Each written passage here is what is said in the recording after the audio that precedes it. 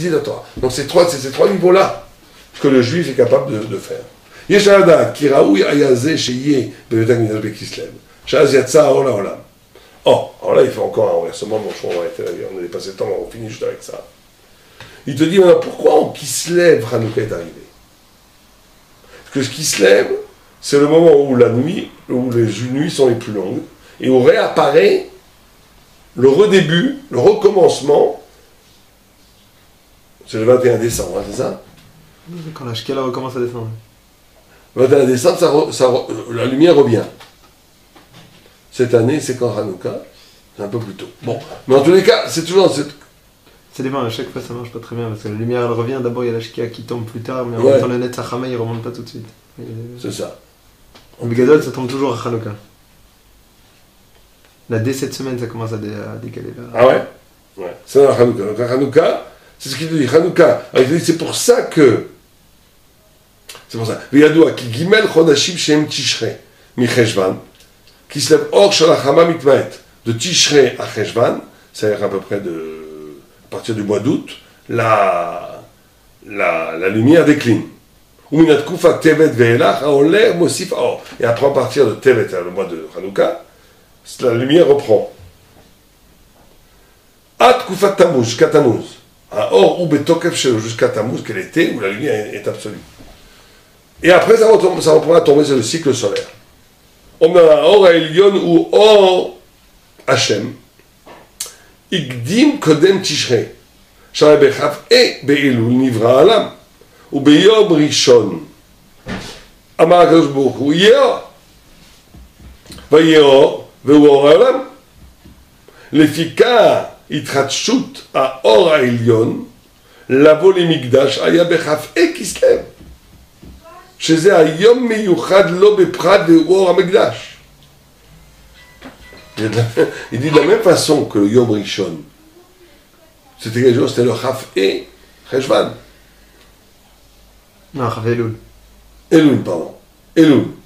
Donc le Chaf et qui se lève renvoie à ce Chaf et Elul, qui est le Or Elyon, quand Dieu a dit qu'il soit lumière, au niveau de la nature.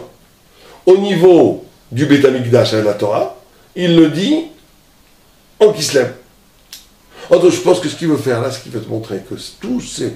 Parce que le Maharal a toujours cette problématique, il ne veut pas faire une métaphysique des façades du monde. Ça c'est tout le temps dans le Maharal. Il veut montrer que les 4 empires, c'est ici, il veut montrer que... il veut te dire que, après qu'il fait très attention de ne pas mettre une Torah mondaine et une Torah... Il te dit, mais en vérité, cette Torah mondaine, elle agit même dans la structure cette Torah invisible, elle agit comme structure du monde visible aussi. C'est-à-dire que pourquoi la lumière Elion, la première lumière physique qui est arrivée le 25, passe à ce 25 à un autre 25 et le 25 qui s'aime, qui a la lumière supérieure.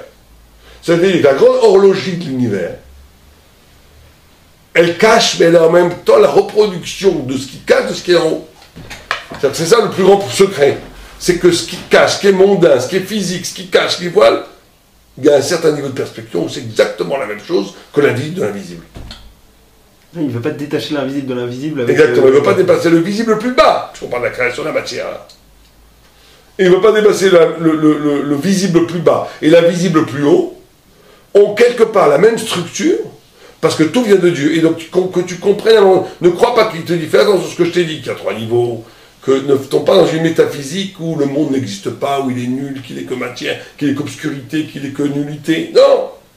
Le monde lui-même, dans sa structure la plus profonde, répond à la même structure, le visible à la même structure que l'invisible. Simplement, sa visibilité cache l'invisible. Mais en dernière instance, c'est la même chose. À la dernière instance, il y a le grand visionnaire sera capable de voir dans le visible invisible, le visible invisible. Il verra tout comme une aspaclaria totale. Et il verra que tout est un. Qu'il n'y a pas de... Simplement, c'est des niveaux, mais tout est un. C'est ça le dernier retournement qu'il fait.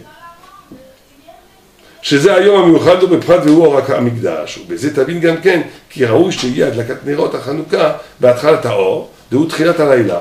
C'est pour ça que tu commences aussi à allumer les bougies au début de la nuit, qui est Hanouka Ba'atzmo ou Itrinat Haor, parce que on est dans la notion du début de la lumière.